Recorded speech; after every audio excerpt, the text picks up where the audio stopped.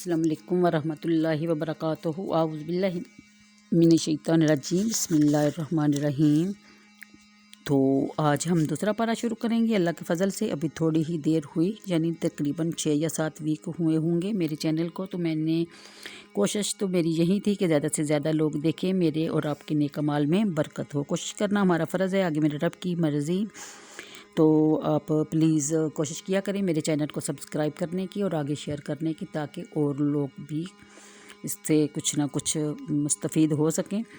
तो मैंने कहीं से पढ़ा था कि नियत पर भी सवाब मिलता है। तो जैसा कि हज़रत इब्राहीम अलैहिस्सलाम के लिए जो आग जलाई गई, उसमें एक छिपकली ने अपनी फूंक से आग को भड़काने की कोशिश की, और उसकी फूंक से क्या आग दहकनी थी या भड़कनी थी, मगर उसकी नीयत तो बुरी थी, इसलिए आज तक उसको मारना लोग अपना फ़र्ज़ समझते हैं, यानी कि सवाब का काम समझते हैं। इसी तरह एक मेंढक ने अपने मुंह में पानी जमा किया, यहाँ तक कि इसके गुब्बारे बन गए गले में। तो उसकी नीयत तो हज़रत इब्राहीम के लिए जलाई गई आग बुझाने की थी, इसलिए उसकी नीयत का फल ये है कि आज तक उसकी ज़िंदगी बख्श दी जाती है। हमारे बड़े जो थे वो कभी मेंढक को मारने नहीं देते थे। तो आपको भी शायद याद होगा। तो बात हो रही थी नीयत की, तो सो मेरी नीयत तो सवाब कमाने की। अगर आप भी इसमें शामिल हो जाएं तो आपको भी नीयत का फल मिल जाएगा, और मुझे भी। तो आपको पता है कैसे अपने सवाब कमाना है, ये तो आप जानते ही हैं। आगे आज बात होगी पारा नंबर 2 की, सूरह अल-बकरा की आयत नंबर 255 की, जिसमें शान नज़ूल की ये आयत यहूद के हक़ में नाज़िल हुई कि जब बजाय बैतुल मुक़द्दस के काबा मुअज़्ज़मा को क़िबला बनाया गया, तो उस पर उन्होंने तन किए, यानी बातें की कि ये ऐसा नहीं होना चाहिए था, बैतुल मुक़द्दस को काबा बनाना चाहिए था, तो वगैरह वगैरह, क्योंकि ये इन्हें नागवार गुजरा और नस्ख के कायल नहीं थे। एक कौल के मुताबिक ये आयत मुशरिकीन मक्का और एक कौल के मुताबिक मुनाफिकीन के हक़ में नाज़िल हुई, यानी उनके बारे में नाज़िल हुई। और ये भी कि तमाम मुशरिकीन गुरोह इसमें शरीक हैं, यानी शामिल हैं, क्योंकि तन तशनी यानी बातें बनाने में सब मुशरिक शामिल थे, और कफ़ार के तन करने से पहले ही कुरान करीम में इसकी खबर दे दी गई थी। और ये एक ग़ैबी खबर थी जिसके बारे में पहले इरशाद भी हुआ।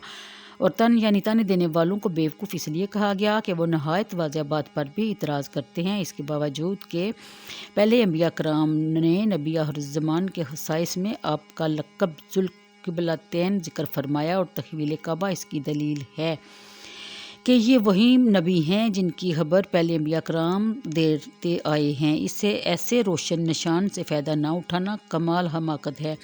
आगे 256 में किबला इस जहत को कहते हैं कि जिस तरफ मुँह करके नमाज़ पढ़ी जाए, यहाँ किबला से मुराद बैतुल मुक़द्दस है। 257 में फरमाया जा रहा है कि अल्लाह को इख्तियार है, जिसे चाहे किबला बनाए, किसी को क्या ज़रूरत कि वो इतराज़ करे, बंदे का काम है वो फरमाबरदारी करे।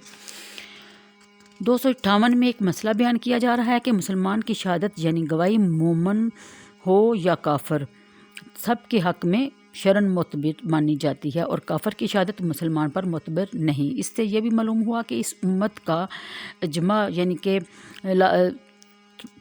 कि ज़्यादा लोगों का जब एक ही बात करते हैं तो वो लाज़िमुल कबूल है। मसला अमवात के हक़ में भी इस उम्मत की शहादत मोतबर है।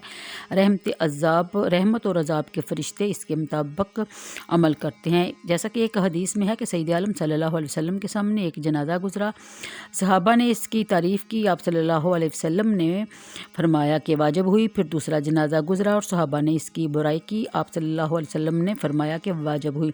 हज़रत उमर रज़ी अल्लाह तआला अन्हा ने दरियाफ़त किया कि आप सल्लल्लाहु अलैहि वसल्लम ने से यानी कि हज़रत उमर रज़ी अल्लाह तआला अन्हा के दरियाफ़त करने पर आप सल्लल्लाहु अलैहि वसल्लम ने फरमाया कि ये पहले जनाजे की तुम सब ने अच्छाई बयान की, इसलिए उस पर जन्नत वाजिब हुई, दूसरे की तुम सब ने बुराई बयान की, इसलिए उस पर दोज़ख वाजिब हुई, क्योंकि तुम ज़मीन में अल्लाह के गवाह हो। फिर हुज़ूर सल्लल्लाहु अलैहि वसल्लम ने ये आयत तिलावत फरमाई।